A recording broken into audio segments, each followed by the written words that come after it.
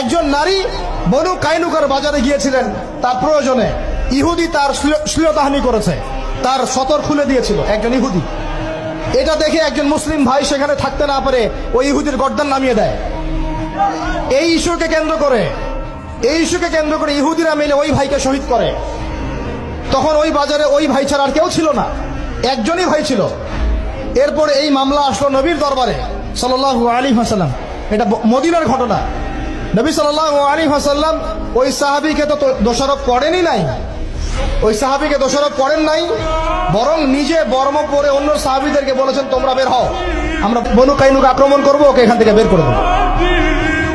একজন দিনী বোনের ইজ্জতের বদলা নেওয়ার জন্য পুরো বনু কাইনুকার ইহুদিদের সাথে যুদ্ধ হয়েছে। আর আমাদের বোনরা স্বেচ্ছায় ইজ্জত বিলি দিচ্ছ। তোমরা হচ্ছে মাটির তলে চলে যাও, তোমাদের বেঁচে থাকার চেয়ে মাটির তলে চলে যাও। তোমরা নিজেরা স্বেচ্ছায় ইজ্জতের বিসর্জন দিচ্ছ।